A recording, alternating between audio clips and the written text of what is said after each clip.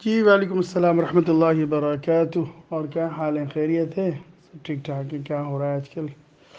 جی جی بالکل، میں نے بتایا تھا تمہیں، اور یہ بات صحیح ہے کہ وہ پہلے ہمارے محلے میں ہی تھا، اور ہماری ہی مسجد سے اس نے نعوذ باللہ اعلان نبوت کیا ہے، امام مہدی ہونے کا اور عیسیٰ ابن مریم ہونے کا۔ اور وہ تقریباً 1991 یا 93 میں دلی آیا تھا۔ پہلے اس نے سٹکیس کی دکان کی تھی نبی کریم میں، نبی کریم محلہ ہے ایک، نبی کریم میں کی تھی۔ پھر وہاں پہ اس کا کچھ راس فاش ہو گیا تھا، تو پھر یہ وہاں سے بھاگ کر کے لکشمی نگر آیا تھا ہمارے محلے میں، ہماری مسجد ایک مینارہ مسجد میں۔ تو یہاں پر آ کر کے اس نے جو محنت کری، اور پہلے ظاہراً لوگوں کو خبر نہ لگ پائی کہ یہ کس مشن پہ کام کر رہا ہے بندہ۔ اس نے دیکھا کہ یہ لوگ بھولے بھالے ہوتے ہیں اور اس میں اعتماد جلدی حاصل، اس نے یہ دیکھا کہ اس میں لوگ بھولے بھالے ہوتے ہیں اور جلدی اعتماد مل جاتا ہے، اور لوگ معتقد ہو جاتے ہیں بہت جلدی۔ تو اس وجہ سے اس نے اس پہلو کو اختیار کیا اور جماعت کے اندر وہ وقت لگانا شروع کیا اس نے۔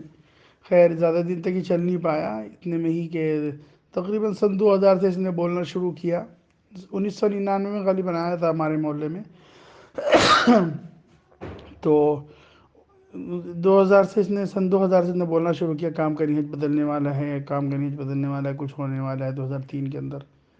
تو خیر جب اس نے 2003 میں پھر اعلان کر دیا، اچھا جب تک یہ اپنا وہاں پہ پورا کام کر چکا تھا، یعنی اپنے لوگ تیار کر چکے تھے اس نے، اور خبیث کہیں گا 4 بندے ویسے تھے جن کو نعوذ باللہ ابوبکر صدیق یعنی خلفۂ راشدین کا درجہ دیا ہوا تھا، جس میں ایک بندہ الطاف تھا، ایک شہاور، ایک جمال، ایک بندہ اور تھا، اس کا ذہن میں میرا نام نہیں ہے۔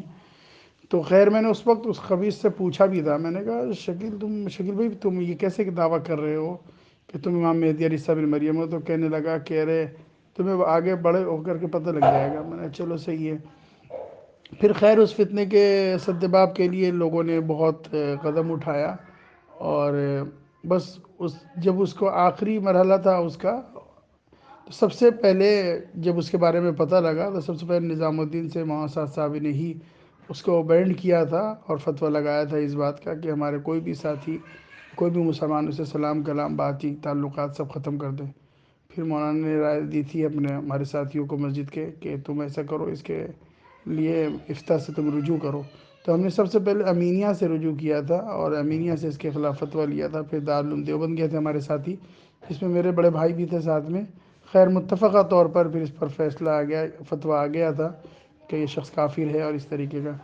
تو پھر ہم نے جب یہ فتویٰ آ گیا تو پھر ہم نے دوسرا محلہ ہے ہمارا رمیش پارک لکشمی نگر کا ہی، وہاں پہ ہم نے ایک پروگرام رکھا، اور پروگرام کے تحت اس کو پھر بلایا۔ تو جب تک وہ پروگرام رکھا تھا علماء اور جماعت کے تمام ذمہ دار ساتھیوں نے مل کر کے، تو جب میں یعنی ہمارے ساتھی جب للتا پارک سے رمیش پارک جا رہے تھے جہاں پہ پروگرام رکھا گیا تھا اور علماء کو جوڑا گیا تھا تاکہ اس کی وہاں پہ باس پرس ہو سکے، تو اس وقت بھی یہ خبیث کہیں بھاگ رہا تھا فیملی کے ساتھ۔ تو اس وقت پھر پکڑا گیا یہ آٹو پہ بھاگتا ہوا، تو پھر پکڑ کے لے کر کے آیا، اس سے پوچھ تاچھ کی۔ پھر اس نے اس ٹائم مانا تھا کہ چلو میں امام مہدی نہیں ہوں اور عیسیٰ ابن مریم نہیں ہوں، بلکہ دستخط کیا تھا اس نے اس پہ کہ ہاں میں نے جھوٹا دعویٰ کیا ہوا ہے۔ خیر لیکن پھر بھی اس کو گنجا ونجا کر کے بہت پٹائی کٹائی اس کی اچھی طریقے سے ہوئی، اور اس کو پھر میرے بڑے بھائی اور ایک صاحب اور مل کر کے اس کو صاحب آباد تک چھوڑ کر کے آئے تھے۔ اس نے ہمارے اوپر کیس بھی ڈالا ہوا ہے اس ٹائم میرے بڑے والے بھائی کے اوپر۔ اور خیر اب جو ہے اس کا کام تمام ہو گیا، لیکن یہ کہ بس بچ نکلا۔ ایک صاحب تو آئے تھے بابا سیف اللہ مارنے کے لیے بھی، خیر وہ اس موقع پہ مل نہیں پایا تھا گھر پہ۔ تو کوچنگ وغیرہ کراتا تھا یہاں پہ، یہ سائنس سے کچھ پڑھا ہوا تھا۔ اچھا یہ کالج کے زمانے میں ہی، یہ بندہ بھاگلپور بہار کا رہنے والا ہے، بھاگلپور رتن پورہ عثمان پور کا۔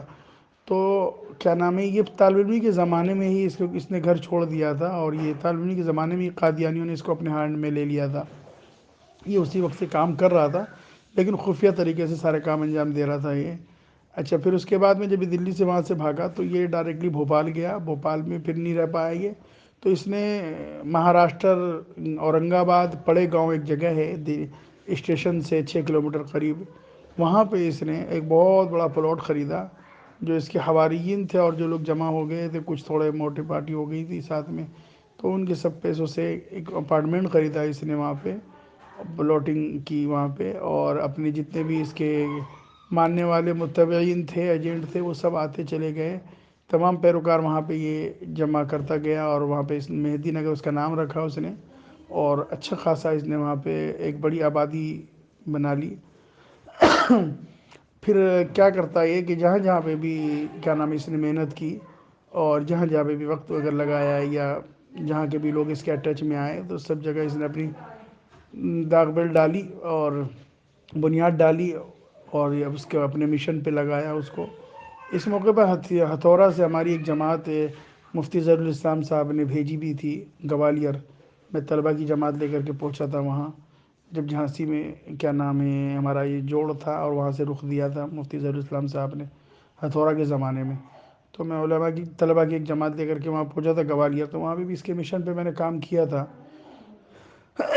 خیر، وہاں پہ جمعہ وغیرہ میں بھی بیان کیا تھا میں نے، اور لوگوں سے کروایا بھی تھا، اور اس کی پوری حقیقت بھی بیان کی تھی۔ وہاں پتہ لگا 20-25 گھر وہاں سے منتقل ہو چکے تھے ہجرت کے نام پہ، یعنی وہ جا چکے تھے اورنگ آباد مہاراشٹرا میں۔